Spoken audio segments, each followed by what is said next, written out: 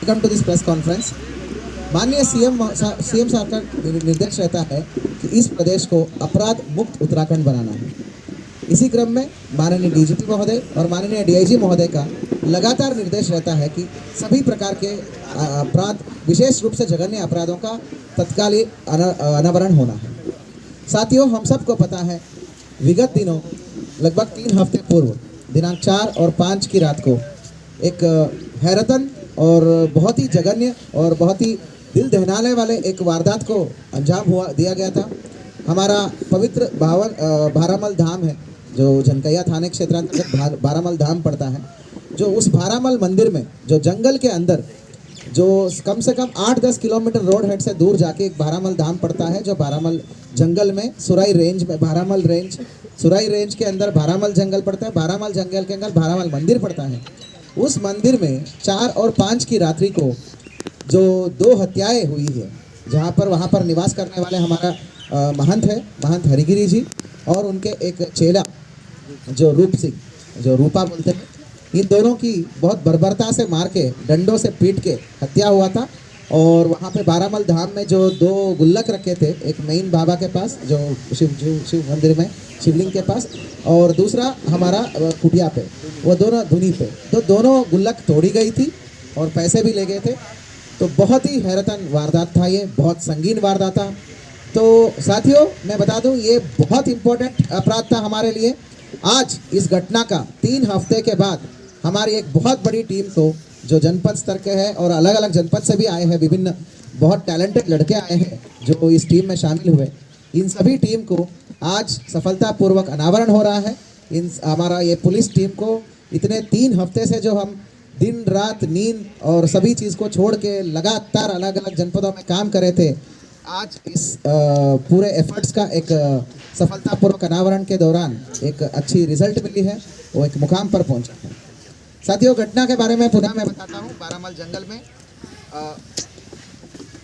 जंगल में 4 और 5 को जो वारदात हुई थी, तो वो बड़ा दिल दहलाने वाले वारदात था। 2 हत्याएं हुई थी और उसके बाद तत्काल हम काम करते हुए उसी दिन 11 अपराध संख्या 11/24 धारा 302, 307 बनाम अज्ञात हमने पंजीकृत कर दिया था।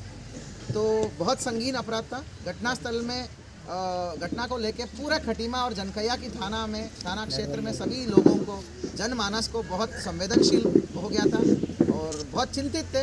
यहाँ का पब्लिक, यहाँ का सभी स्थानीय जनता, संत समाज और पुलिस भी, हम लोग भी बहुत ज़्यादा चिंतित थे कि इतनी घनी जंगल में जाके किसने वारदात कर सकता है, और ऐसी धार्मिक स्थल में वारदात करना मेरे लिए चैलेंज का मामला था। तत्काल हमने टीमों को गठन किया था। उसमें हमारा एएसपी साहब है जो नया आए हैं, निहारिका, उसके अलावा मनोज कत्याल हमारा एसपी सिटी डायरेक्टली लीड ले रहे थे, चंद्रशेखर घोड़के और मैं खुद, हम चारों लोग खुद ही 3-4 दिन यही कैंप करें। उसके अलावा हमारा जनपद का सबसे होनहार सारे एसओ एसएचओ जो भी यहाँ पर रह चुके हैं, जो यहाँ पे सेवा दे चुके हैं, जो यहाँ के क्षेत्र को जानते हैं, चाहे वो दिनेश फर्त्याल और चाहे नरेश चौहान, हमारा प्रवीण कोश्यारी, देवेंद्र गौरव, पुलबट्टा एसओ, कमलेश भट्ट, एवरीबडी जो मेरे लिए बहुत मैक्सिमम से मैक्सिमम मैं स्पेयर कर सकता था, सभी लोगों को लेकर हमने एक टीम बनाया था।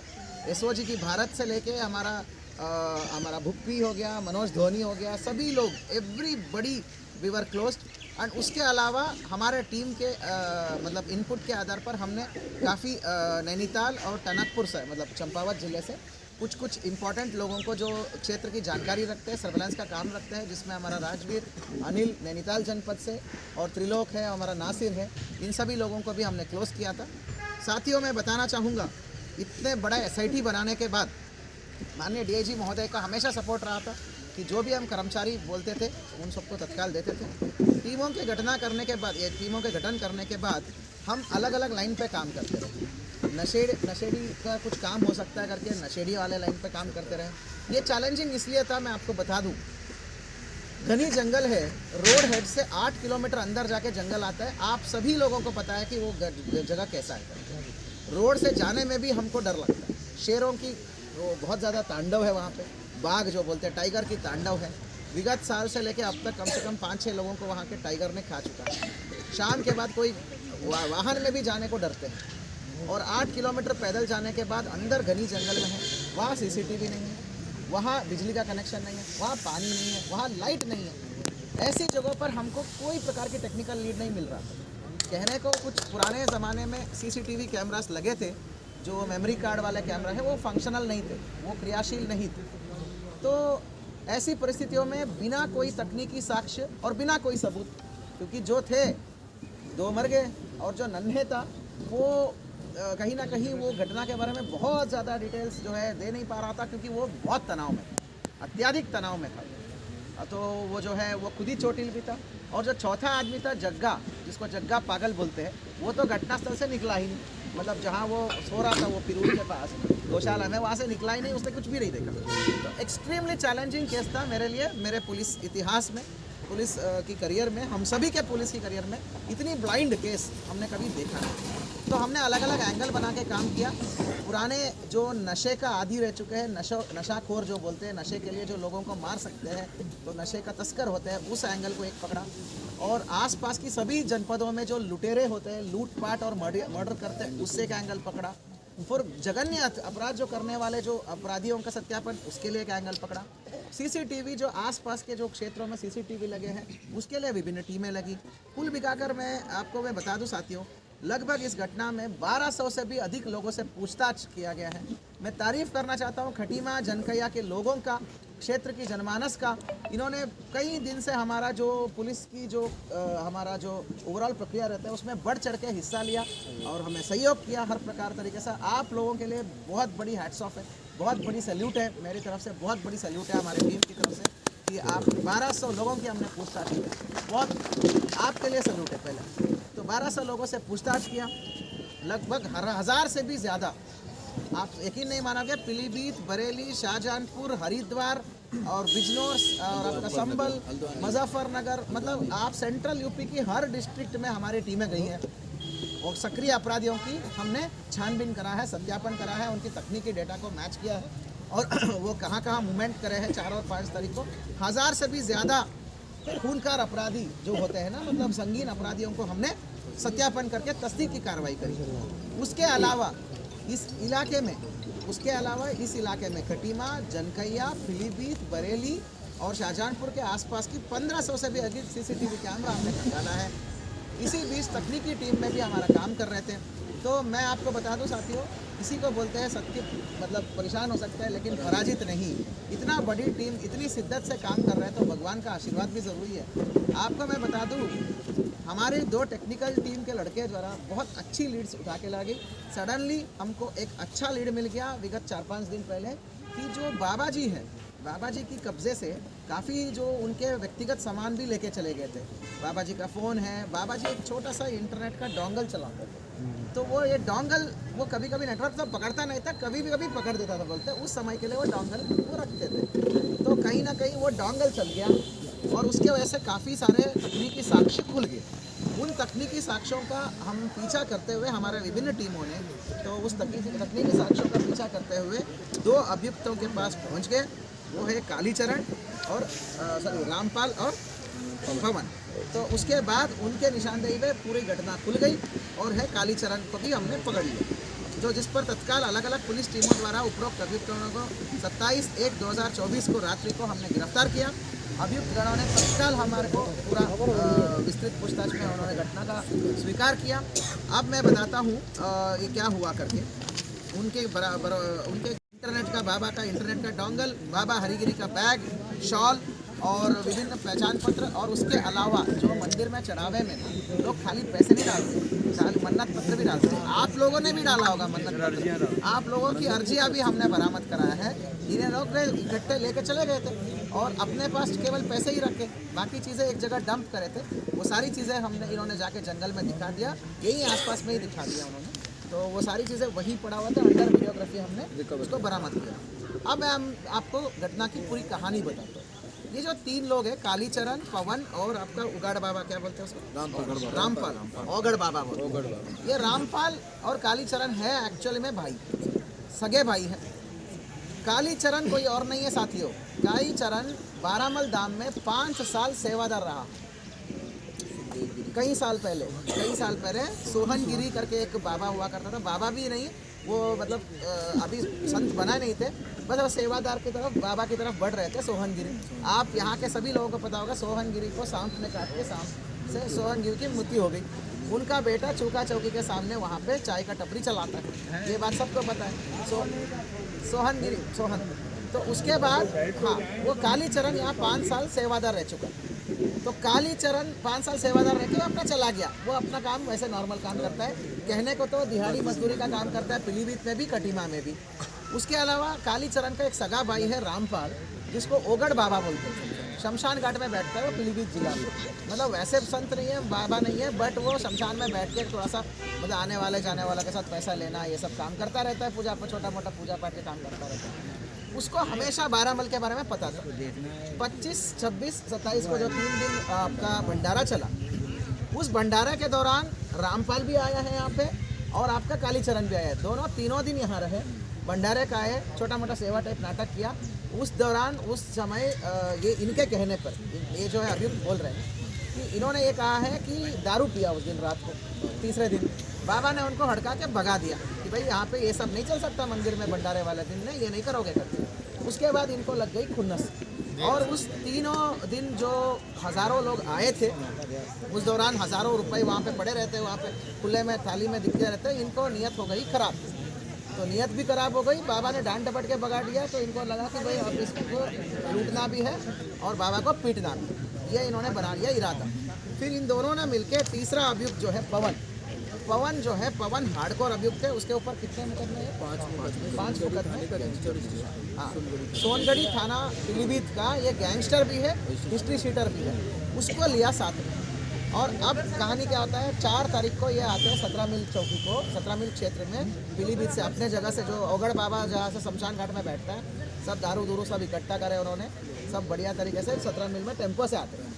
टेम्पो से आके वहाँ से कटिमा से ई रिक्शा में आते हैं। फिर कटिमा से पुनः एक ई रिक्शा पकड़ के यहाँ पे ये सूखा पुल के पास राइट साइड में यहाँ से जाएंगे तो वहाँ एक शमशान घाट पड़ते हैं। शाम तक शमशान घाट में पहुँच गए। वहाँ बढ़िया से इन्होंने मतलब नशा वशा करा, खाया पिया, सब कुछ करा। रात होते ही अंधेरा होने के बाद पैदल चलना शुरू किए। पैदल जाके फिर गेट के पास पहुँच गए। गेट पे इंतज़ार किया, वहाँ पे आग सेका उन्होंने। वो सारी घटना तस्दीक हो चुका है, कहाँ आग सेका, कहाँ सब कुछ। उसके बाद जो है वो सीधे एंट्री मारे। उनके हिसाब से 11:30 और 12 के बीच का घटना है। टाइमिंग इन्होंने भी देखा नहीं, लगभग 12 बजे के आसपास इन्होंने एंट्री मारी और अपने पास थैली में एक धराती और डंडा लेके आए, धराती लेके आए थे और टॉर्च वॉर्च सब लेके आए थे। धराती से उन्होंने आसपास की बिल्कुल क्षेत्र के बाहर ही उन्होंने एक पेड़ से डंडे काटा और डंडे बनाए, अंदर गए और बाबा सो रहे थे। बाबा पे सीधे अटैक मार दिया। जैसे ही सीधे अटैक मार दिया, बाबा ने थोड़ा प्रोटेस्ट पे किया तो और मारा है। तो उसी दौरान नन्हे आ गया तो इनके हिसाब से। तो नन्हे आ गया तो नन्हे कोई हथियार नहीं लाया था, नन्हे बस देखने के लिए आया। नन्हे को 2-3 चोट मारा तो नन्हे वहीं लेट गया, लेट के तुरंत बेहोश हो गया, तो उसको छोड़ दिया। फिर रूपा आया, रूपा ने डंडे लेके आया। रूपा ने डंडे से इनको मारने की और प्रोसेस करने की बहुत कोशिश करा। तब इन्होंने बहुत सारा बर्बरता से और दुष्ट तरीके से, बेसिकली बहुत ब्रूटल तरीके से रूपा को नीचे गिरा के सर पे डंडे बहुत मारे। इसलिए आप देख पा रहे हो रूपा की चोट बहुत ज़्यादा है और हाथों हाथ उसको बहुत चोट है, वहीं के वहीं मतलब मार दिया लगभग। उसके बाद ये गए और वहाँ पे थोड़ी तलाशी ली, वो जो वहाँ पे गौशाला के बगल में है, जो वो बना हुआ एक सेक्टर है। त्रिशूल से इन्होंने मारा है। त्रिशूल है ना जो बाबा जी के बगल में, वो मतलब बारामल बाबा के ऊपर जो त्रिशूल लगा था, उस त्रिशूल को उखाड़ के उस त्रिशूल से इन्होंने दान पात्र खोला है। ये बात इसीलिए त्रिशूल उस दिन उखाड़ के साइड में गिरा, दूसरी जगह मिला था। त्रिशूल से दान पात्र खोला और जो भी पैसा मिला सब तुरंत बाबा जी के पास एक वो पीला का एक गमछा टाइप था बहुत बड़ा सा, उस गमछे में दोनों धुनी के पास जो पेटी था और वो भी समाधि में जो मिला सब बटोर के उसमें डाले। बाबा का बैग वैग वो सब तलाशी लिया, बैग भी लिया, डोंगल भी लिया, जो मिल सकता है वो सब लिया और लेके गए। और यहाँ पैदल आए, यहाँ पर थोड़ा सा अंदर जाके वहाँ पे जो सामान हो सकता है फेंका और बंटवारा करके चले गए। और साथियों में ये भी बता दूँ, और इसके बाद जो है पूछताछ करने पर ये सारी इन्होंने एक्सेप्ट किया है। और फिर घटनास्थल का रिकन्स्ट्रक्शन किया हमारा आईओ ने, कैसे कहाँ क्या घटना किया, हर चीज़ वीडियोग्राफी में रिकन्स्ट्रक्शन करवाए। और जहाँ इन्होंने जो फेंका था उस जगह से बिल्कुल उसी जगह पे खोजबीन करके वो कपड़ा और क्या बोलते हैं इनकी कंबाइंड रिकवरी में बाबा जी का कपड़ा, बाबा जी का बैग, डोंगल, जो मेन डोंगल जिसके वजह से ये मुकदमा खुला, हमारा मतलब भगवान का आशीर्वाद है, वो डोंगल ओपन हुआ, वो डोंगल मिला है वहाँ पे। और बाकी सारे सामान जो पैसा नहीं थे, जैसे लोगों की अर्जी, मन्नत पत्र, वो सब वहीं छड़ा हुआ फेंका था, वो सब हमने बरामद कराए हैं इनके निशानदेही पे। और इनके ही पास से जो है पैसे भी बरामद हुए हैं। रामपाल से 4,800, पवन की कब्जे से 3,700 और एक मोबाइल फ़ोन जिसके वजह से ये ट्रैक हुए। गालीचरण के कब्जे से एक मोबाइल फ़ोन जो ये लेके आया था घटनास्थल को, पूरा ट्रैक हुआ। जो भी इन्होंने कहानी बताया है, हर कहानी, ये जो इनका पूरा क्राइम का हर चीज़ का सीसीटीवी में हमने एविडेंस कलेक्ट करने का प्रक्रिया शुरू कर दिया है। काफ़ी सीसीटीवी का एविडेंस हमने कलेक्ट कर दिया। घटना होने के बाद ये फिर 6 बजे तक यहीं सूखा पुल के पास ही खड़े रहे। दिन निकलने के बाद जो ई रिक्शा आई, जब इधर उधर के ई रिक्शा चलते हैं, वहाँ से गए वो खटीमा रेलवे स्टेशन, वहाँ से पीलीभीत का ट्रेन पकड़ के वापस गए। ये सारी चीज़ें सीसीटीवी में कैप्चर हुआ है।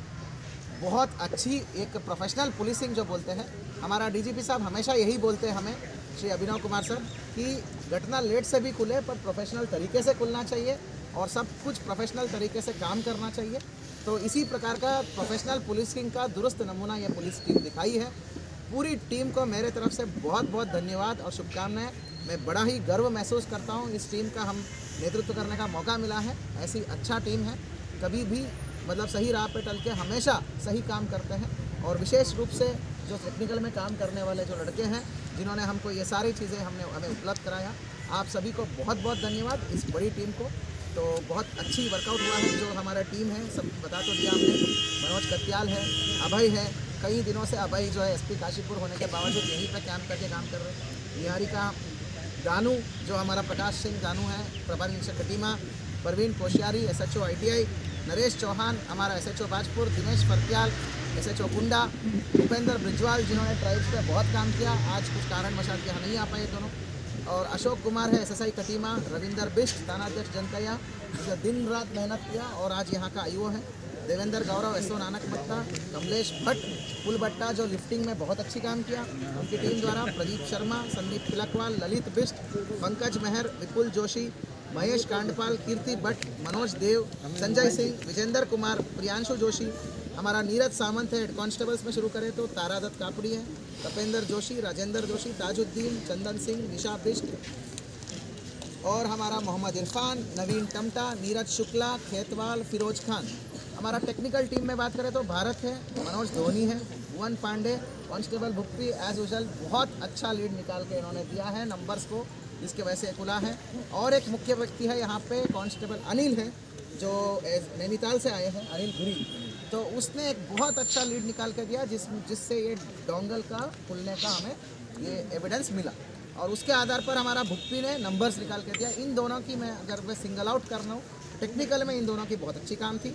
बिनवाल, पंकज बिनवाल कैमरेस की तो मास्टर है वो, कुलदीप है हमारा टेक्निकल और मैनुअल का मास्टर है, मोहन बोरा, वीरेंद्र, कुलदीप कुमार, नीरज बोझ, ललित कुमार, राजेंद्र कश्यप, और हमारा कांस्टेबल भानु प्रताप ओली नैनीताल से आए हैं। ANTF में हमारा मुख्य रूप से राजेश पांडे और संतोष रावत हर एक लीड में परस्यू करें, लिफ्टिंग में रहे। चंपावत की टीम में कांस्टेबल नासिर ने बहुत मेहनत किया। मैं एक एक व्यक्ति को यहाँ पे धन्यवाद और सल्यूट मारना चाहता हूँ। मैं बहुत अच्छी आपने मेहनत करा, 3 हफ्ते का आपकी मेहनत आज एक रंग लाया है। आपको मेरी तरफ से बहुत बहुत धन्यवाद और शुभकामनाएं। मैं यहाँ पर घोषणा करना चाहता हूँ, मेरी तरफ से जो सर्वोच्च अमाउंट होता है 2,500 रुपये का कैश रिवॉर्ड टीम को मैंने घोषणा करता हूँ इक्वल अमाउंट में बांटने के लिए।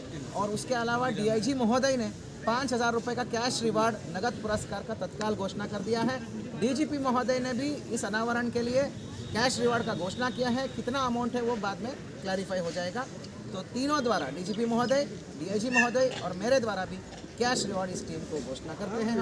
हम इनको टीम को रिवार्ड देंगे और आगे भी कोई और अवार्ड या रिवार्ड या पदक के लिए भेजना हो तो हम इस टीम में से ही भेजेंगे।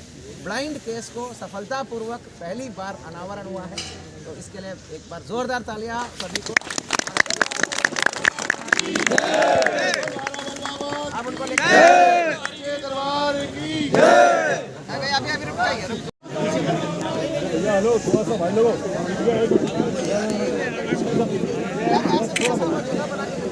आपको नहीं दिखाया ना अभी ये लिया है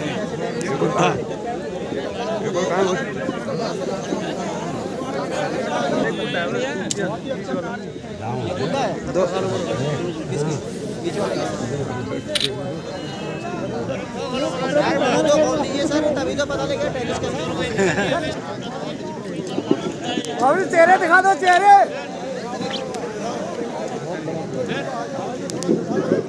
बाबूजी चेहरे दिखा दो एक बार चेहरा दिखाइए सर चेहरा दिखाइए एक बार सर चेहरा दिखाइए एक बार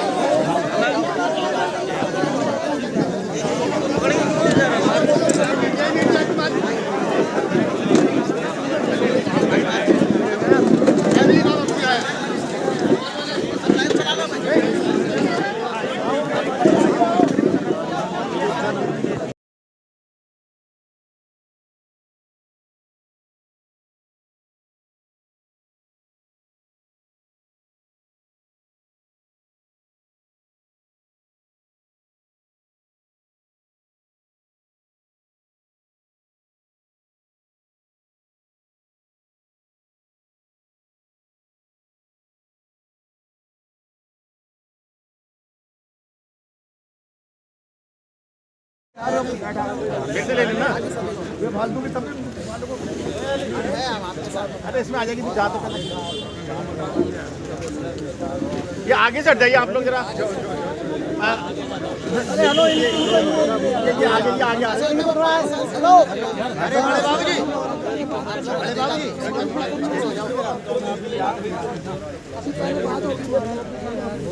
अरे बड़े